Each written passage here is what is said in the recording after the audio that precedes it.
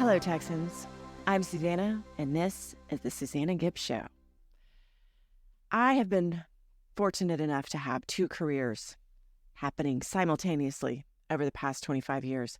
One as an insurance agent, grinding away, selling, marketing, managing clients. And the other, I was an actress. I've appeared in films, I've appeared in commercials, I've produced movies. And so this podcast is a blend of both of those worlds. I love talking to people. I love hearing a good story. We get to know our clients so well. I hear some crazy stories from them. Truth is definitely stranger than fiction. And so a lot of what you're going to hear on this podcast is stories about artists, idealists, entrepreneurs, the challenges. Because in the challenges is often the opportunity, and that's where we can learn and grow and share. So thank you so much for being here. We also got these handy dandy, apparently that's my word of the day, koozies to celebrate and promote the show. It's got Gibb Insurance on one side, the Susanna Gibbs Show on the other side. So if you want one, drop us a line. The first 10 people who talk to us at gibbagencydallas.com, we will send you a koozie. So on the podcast today, we have Chris Bingham. He's a muralist and teacher in Dallas and in Fort Worth. Well, you can see it's the buildings that he's worked on, and they're these giant, beautiful pieces of art are in both Dallas and Fort Worth, and he's really an amazing artist, and he was super fun to talk to. Then we're going to end this podcast with an insurance tip of the week because the insurance agency sponsors this, again, blend of art and business. So stick around for that, and we'll send you out into the world where you know more about insurance. And I know you guys love it so much. So thank you for being here. And now, on with the show. So Chris Bingham, thank you for being with me again today. So anyway, what I was saying before I stopped the recording accidentally was I'm going to throw up your Instagram. So if anybody's listening and they want to follow along and when we talk about the different pieces. So your Instagram handle, oh God, there's some kid out there is going to be like, it's not called a handle.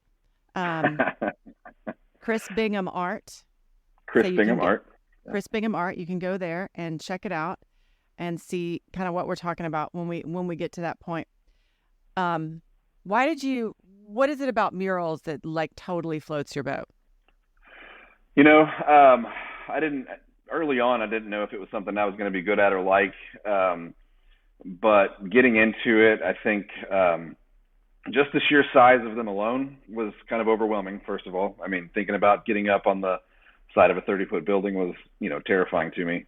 But getting up there and realizing that you have a little bit more freedom to kind of make some mistakes and kind of flub a little bit. And if people don't, see it from 5 feet away, they can't see what you've done wrong necessarily. And you can kind of adjust on the fly while you're up there. And as opposed to painting a small canvas where maybe you do have to be a little bit more perfect or careful or, cover up some brush strokes or whatever that might be, because they are looking at it from these inches away, as opposed to the murals where they're 100 feet from them, or, and everything kind of tightens up as they get further away. So that's kind of the cool part about it, is kind of knowing that you have some freedom and to make some mistakes and it not have to be so perfect, and kind of take some pressure off. I mean, sometimes the mistakes is where the imagination comes in, right? Sure. Well, and the brain especially, right? The brain kind of starts to connect some dots for you when you have, a piece here and a piece here, and your brain just kind of finishes that sentence for you, that visual sentence. And so getting up there and doing it and kind of allowing people to have that freedom to connect those dots on their own is interesting. How do you prep for doing a mural? Like, walk us through from like the beginning to plotting it out to standing back and going, I need a beer. It's Michelob time. It's kind of a site visit first to take photos and kind of get an idea of the size of the space. And then, walking through some sketches with the client to figure out, what direction they want to go. And, if our brains are on the same wavelength at all, and, kind of matching up a little bit there. And and then taking some of those sketches and kind of superimposing them onto the building or the wall or wherever it is that we're painting the mural, so they can kind of see it in a real time space, Uh, and that gives them a big picture. And sometimes that sketch is real loose on the wall, and then when you say we kind of sketch it, are you projecting it, or are you actually like you take a pencil or a well, pencil? so Probably not, but the initial like design sketch I do like in Procreate on my iPad so that they can okay. see it on a digital rendering basically. And then once we've decided on something, it's how do we get that small sketch from the iPad or from the piece of paper and get it up on the wall to make it the right size. And so there's a couple different things that you can do. Projector is one of them, and that if I'm on a time crunch and I have like a very specific amount of time that I have to get things done, the projector is the easiest way to go, because you've already designed it, you've already drawn it out, and so using that just kind of gives you the perfect opportunity to say, okay, this is where this goes, this is where this goes, and everything is where it needs to be. For the purists out there, a lot of them will tell you that you're cheating or whatever, right? You're using tools that you shouldn't be using to make artwork. But I mean, if you're not making your job easier, then why are you out there trying to make it harder for yourself? But the other thing you can do is you can do kind of the old school geometric grid, where you take a small grid on your small drawing and take that grid and make it bigger on the wall, and then you just kind of follow your boxes and kind of go things that way. And I like that method too. The other way is there's a new system that's kind of been around for a couple of years, the doodle grid, where you will kind of make some random doodles on the wall with spray paint or chalk or whatever it might be, and then take a picture of your doodles and then overlay your image so that you can kind of see the doodles and your image kind of transparent together. And then it kind of gives you more points to hit on basically than just the boxes of a grid. Interesting. So, and then from there, it's just paint application. And I think that's the easy part is, kind of getting the paint on is the fun, and having fun with splashing some colors around and put them in the right place, and, watching people kind of come up and wonder what you're doing at first. And then they kind of start to see things come together over a couple of days, and just kind of watching eyes light up and that sort of stuff is interesting. And then, stepping back every couple hours to make sure you hadn't made mistakes or put something in the wrong spot or use the wrong colors or that sort of stuff until you get to the kind of the end where like you said, you can step back and say, okay, it's Miller time and let's go home. So this one, I'm going to talk about this one first because this is one of my favorites, the Crockett Row at West 7th. And this is in kind of the torn paper series, yes. Right? I love, did you actually have this paper, or is this all paper? Like, because it looks like, and this is what I would say, go look at his Instagram so you can see it. But it reminds me honestly of when I pulled up my floor and I found about 8 layers to get down to like the 70s linoleum, right? So you pull up one layer Right. and then you pull another layer, except these are actually beautiful, not old 70s linoleum. But did you have this paper, or is this all just your design? So I'll source a lot of origami papers to do a lot of the work so that I can actually see what it looks like and feel the textures and that sort of stuff, and then actually rip the papers and overlay them so we can see what they look like with shadows and that sort of stuff. So it's the process is pretty immersive. And then once you kind of get the papers kind of lined up how you want, maybe the client doesn't like the colors, so you can go into Photoshop or whatever it is and kind of adjust your colors kind of based on what the client needs. And so that's what we did there. So the colors in the original papers were not as kind of like, I guess some of them are a little neonish They're very bright. in the mural. And so, but in the original origami papers were a lot of reds and a lot of blues and a lot of just kind of like soft pinks instead of hot pinks. Oh, interesting. But the client wanted this to be a really bright, colorful wall. Yeah, that one's super cool. So the other one, let's see, this one, well, I haven't gotten to it yet. This one it says pattern colors, florals, abstract design, and geometric shapes. It looks like it's outside of a cafe. Which one is that? I'm not sure. It's so cool though. I don't know that it says in this one where it was. Berkeley's Market, maybe? Is it bright and colorful? Mm-hmm. This could be. It might. Does it have like a starburst in the middle of it? Is Mm-hmm. that the one with the starburst? Okay, this is at a Mm-hmm. restaurant in Oak Cliff called Nova. It's Oh, actually I right. love Nova. It's right around the corner from my house. Yes. I mean, it's like our spot to go. And so they contacted me. They want to do a rebrand refresh on the front of the building, and they wanted to keep it kind of with the mid-century feel of the building. So we went with some mid-century colors and some mid-century patterns to kind of match that. And then I kind of worked in some just kind of some more modern geometric into it with the black and white stripes. Yeah, it's super fun. Nova's That one was really fun. isn't Nova basically? It's an old Dairy Queen, right? It is an old Dairy Queen, yeah. It was a couple things. Dairy Queen was the first thing that it was though, and I remember that when I was a kid. So Yeah, you can still see it. Like I remember going in there and going, "Oh, there's where everything is." Nova's so yeah. fun. This other one that I am, well, the round two is hmm beautiful. And this is what's his name? Um, help me. Um, Charlie Chaplin. Charlie Chaplin bending over with the oh, rose. so I didn't actually paint the Charlie Chaplin. So Oh, that you did. mural was already there. I just did I did the logo work at the top. So Ah, I do some sign painting as well. And so round two was it is a retro arcade, and so they bought it from another retro arcade, and so they wanted to do a rebrand. And on the front of the building, I did some stuff there with some old school video game images and that sort of stuff to kind of rebrand the front of their building. But I did their logo as well, and then painted it on the building. So where is the Be Epic one? Where's that one? that is down off of Manufacturing Boulevard, kind of down by on Riverfront. Oh, in It's the at a place. design district. Yeah, it's at a place called the Connective Agency. Yeah, that one's super cool. That's another version of the torn paper, but it's very different from the one in Fort Worth. Right, right. And they wanted they contacted me and they wanted something that was like when their employees pulled up to work to have something inspirational for them to see every day when they got to work. And it was just kind of like a and that was what we landed on. It was actually and you know it was supposed to say do epic shit is what it was supposed to say, but we landed on be epic instead so that it was a little bit more like you said family friendly. So Yeah. um The last one this one is one of my favorites, but I can't tell where it is.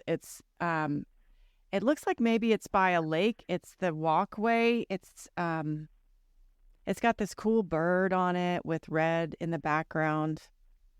I wish I could show you. Oh, okay. Well, yeah, yeah. It's like a yellow origami bird in the front. Yes, yes. Okay, so that's in Fort Worth on the Trinity Trails.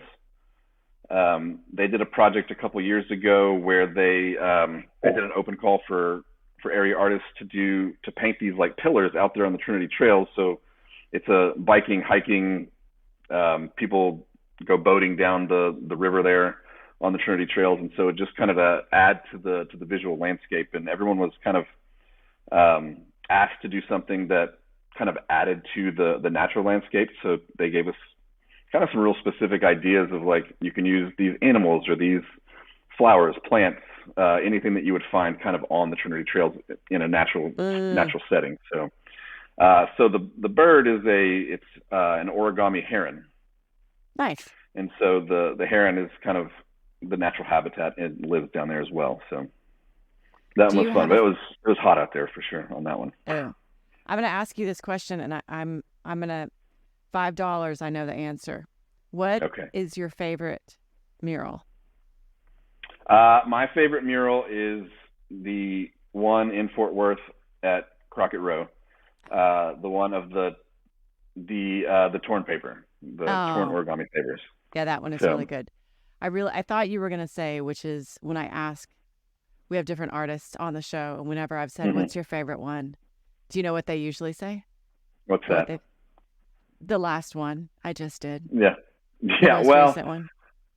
I'll tell you this though, the one in Fort Worth at Crockett Row with the torn origami papers is special to me because my grandmother was from Yokohama, Japan, and she taught me when I was a kid how to fold origami, and she brought origami papers back when she would visit, and so the title of that one is Tomiko's Pretty Papers, and so it Mm. kind of is one of those ones that's special to me and always will be as long as it's there because it kind of it allows me to kind of go back to a place in time when I was young and carefree, and so That's so fun. So if creating a mural is like, telling a story on a massive canvas, it's fun that you have these stories to go in with it, whether it's, do epic shit became be epic, or your hmm grandmother's, or the heron that's on the trail. Um, and I don't know, I'm sure you do. Do you know, are you following what's going on in Arlington? That you mural? know, yo, with the The Rangers punch. mural. Yes, Yes. yes, I'm following that, just kind of loosely following it, but Do you know him? I've never met him personally. We're friends on in social media. We just kind of follow Okay. each other, and artists support artists, so. It's interesting how many in a community you end up knowing the other people who are doing, stuff like you. But when I first told my husband, I was like, oh, I have a muralist coming on, and he was like, oh, is it, does he paint in Arlington? Because apparently there's all kinds of crazy rules. I was like, what is going on in Arlington? But I guess it's the downtown, right? That they're really strict on what's happening in downtown. Well, I mean, I think it's anywhere you paint. I mean, if you're going to go paint a building, I mean, I think the building owner should kind of know the rules about what can go up on the wall and what can't go up on the wall before you get out there and start doing the work. So, and so, but I think that's a live and learn where you kind of learn to ask some new questions every time you paint a new wall. Work with a new client to say, okay, have you asked the building owner, or have you asked the city about what we need to do here?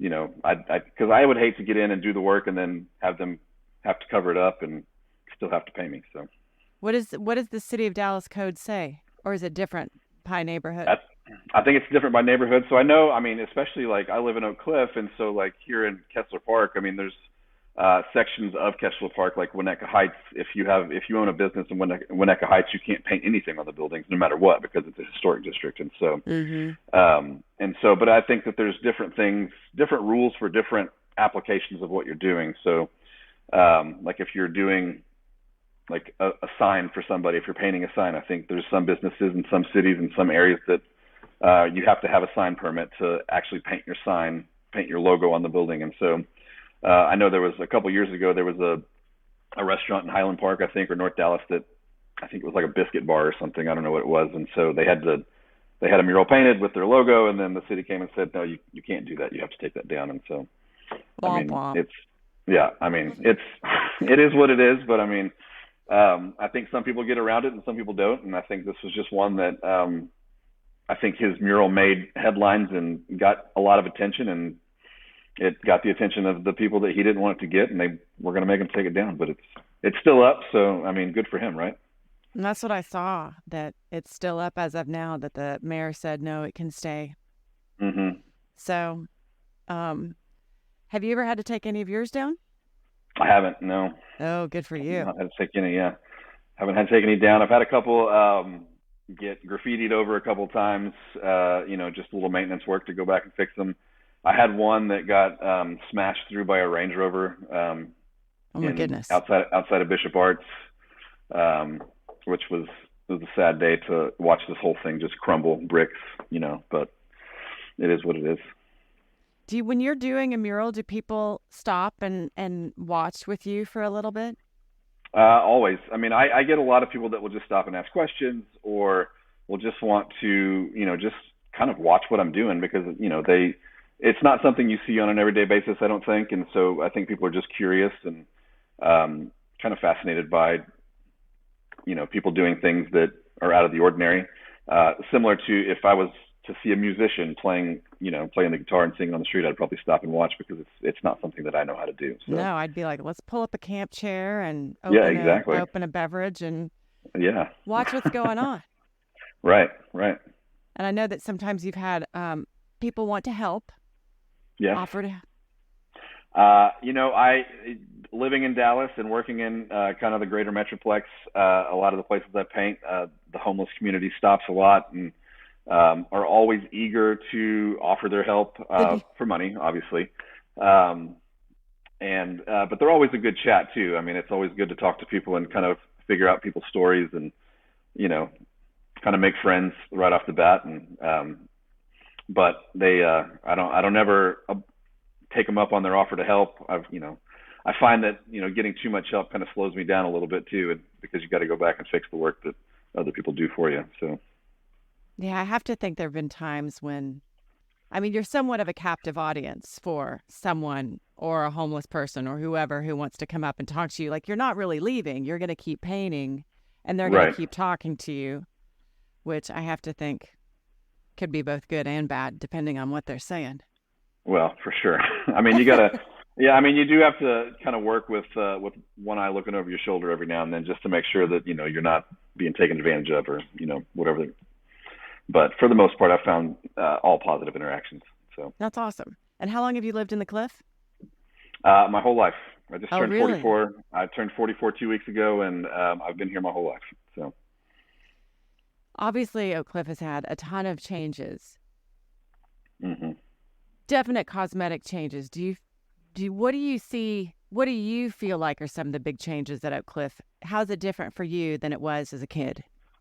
I mean, it's a lot the same. I mean, it's always been this little small community within the greater city, right? I mean, like, it's you can't do anything in Oak Cliff without somebody down the street knowing what you're doing. I mean, the biggest change is that it's growing economically. It's just leaps and bounds better than what it was, as far as people wanting to live here, and people wanting to move their businesses here. And people wanting to raise families here now. And so, but with that comes a lot of unwanted guests, I think. I mean, there's a lot of people that just come down to cause trouble or whatever it might look like. But I mean, uh, my wife and I, we both grew up in Oak Cliff, and we love it, and we don't see any reason to leave. So That's fantastic. And you have two kiddos, right?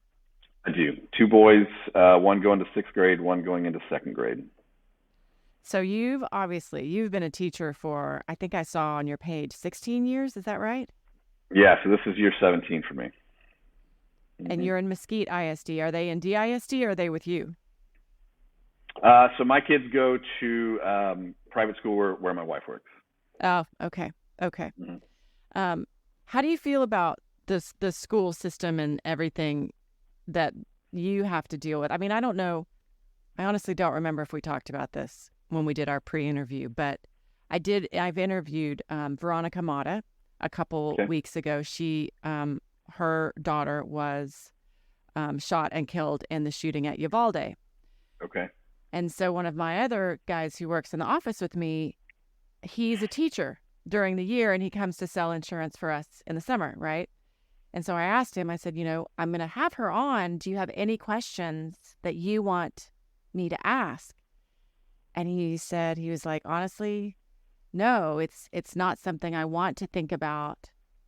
I worry about it all the time. It's so scary to think about. But he's like, even my kids ask me about it sometimes. Yeah, I mean, it's always in the back of your mind as an educator, but I think that you have to go to work, and you have to kind of do what's right for yourself and for your kids that are there.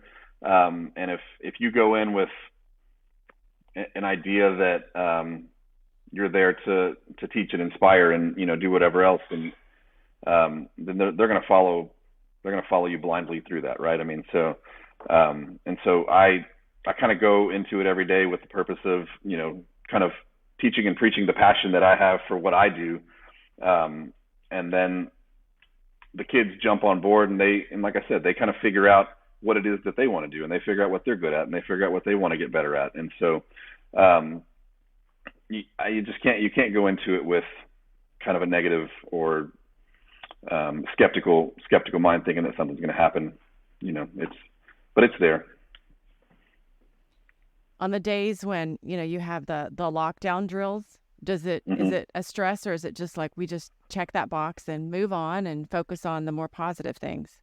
I think it's a stress, but it's more of a stress on the teachers, just because, I mean, the kids, you try to let them know that it's for a reason, it's for a purpose, but they're still high school kids, and they think they know what's best all the time, right? So and so I don't I don't Kids, think they they take know it. everything, don't I they? mean, I don't think they take it as seriously as they probably should.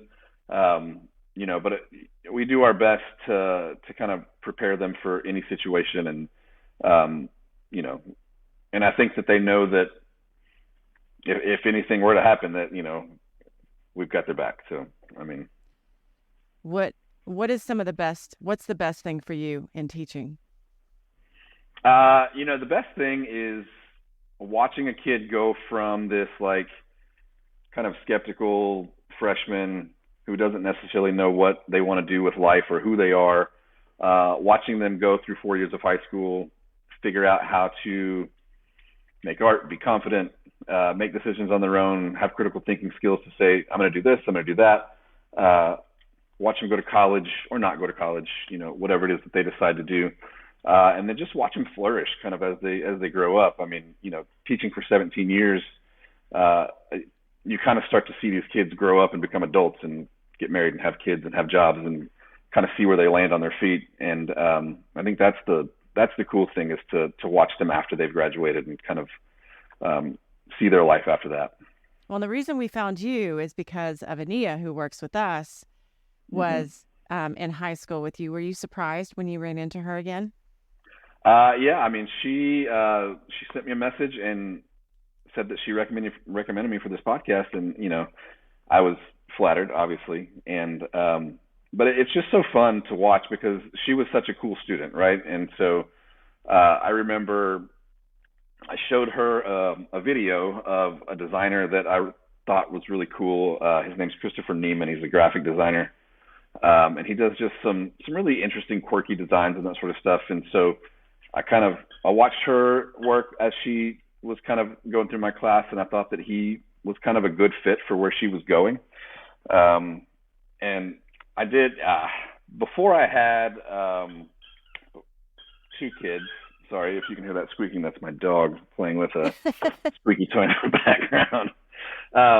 I would buy books for my graduating seniors for things that I thought would interest them, and so I bought her a book of his work, and And let what's her the kind of title? What's the explore. name of the artist again? Christopher Neiman, Christopher Neiman. I'll have Nieman. to ask her Yeah, about it and have her show me. yeah, and so and it's always kind of fun, and I think that it maybe pushes them in a direction that they didn't think about going, and so it's yeah, and seeing where she ends up is interesting. Your dog is having a really good time with that toy. Having a great time. I'm gonna see if I can get it from her real quick. Well, that's where it's like they stay just out of reach, and you're like, just come here, I give me know that toy. exactly. All right, got that one.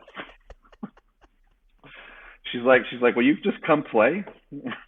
It's so funny because life before COVID, you'd be like, oh my God, my dog, I'm so sorry. And I was just like, dude, the dog's in the Right. background. There's somebody walking by. Just Yeah. cover your face. It's all fine. I know we've kind of taken down our shield, right? Like we're a little bit less worried about being exposed for who we are as humans, I think. So Ooh, that's pretty deep. Yeah, that's a really good point. If you had to choose between, if they were like, Chris, you're going to be on a desert island by yourself. This doesn't work. You're going to teach. You're going to be a muralist for forever. What would you choose? if I could teach or be a muralist, Yes. that's the question. Oh man, that is tough. Man, I'm passionate about both of them. I think that I would probably choose teaching, just being more impactful there. The muraling I feel like is my body's going to give out on me at some point and not allow me to do it. So, but I think the teaching part would kind of go on forever. So It's interesting how it changes as we get older. It's less about what we do and more about what we give, isn't it? right, oh, 100%, 100%. I have another woman coming on in a couple weeks, and she's the artistic director at the JCC. Okay. And she really wants to do mindfulness coaching with her kids, but she's like, so I was like, really what you're doing is you're disguising your mindfulness with your theater program. And she said, that's absolutely what I'm doing. I'm Hmm. giving these kids the chance to breathe and grow and manage their emotions. So it's very cool. I love what you do. I love your art. I think it's so great. Well, Um, thank you. how do people find you if they want to find you?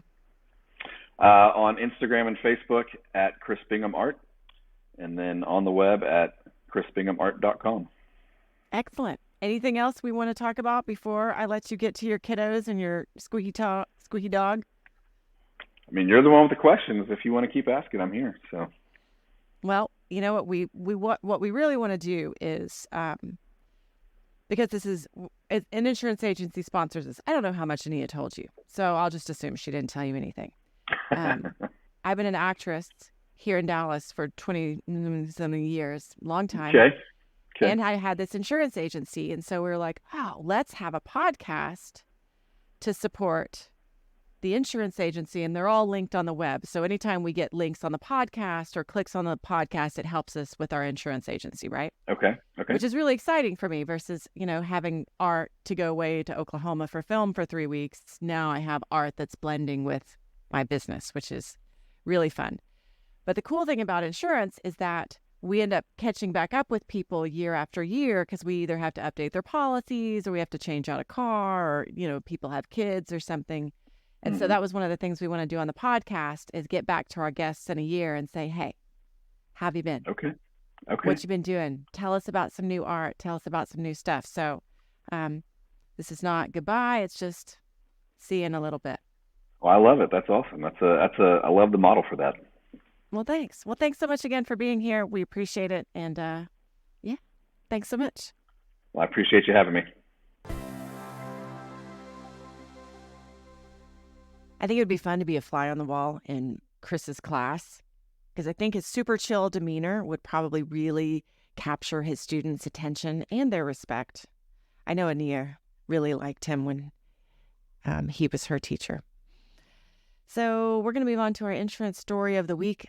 This is about foundation coverage. Oh, I know, it's so exciting.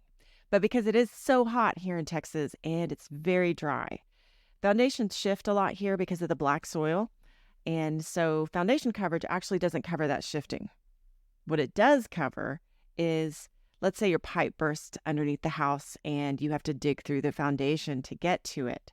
Or the damage that burst pipe causes to the foundation. It's kind of that sudden thing versus the long, gradual shifting because of dry dirt. There's actually a job going on up the street. There were at least 5 guys on the job digging, tunneling underneath the house. They were there for 4 and 5 days, so you can imagine how costly that was. I made my daughter crazy because I talked about it every day. And then I talked about it more because it made her crazy, and that was even more fun.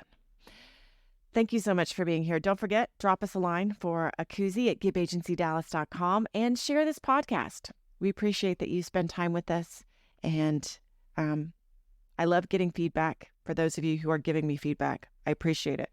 So thank you again for being here, and we'll see you again next week.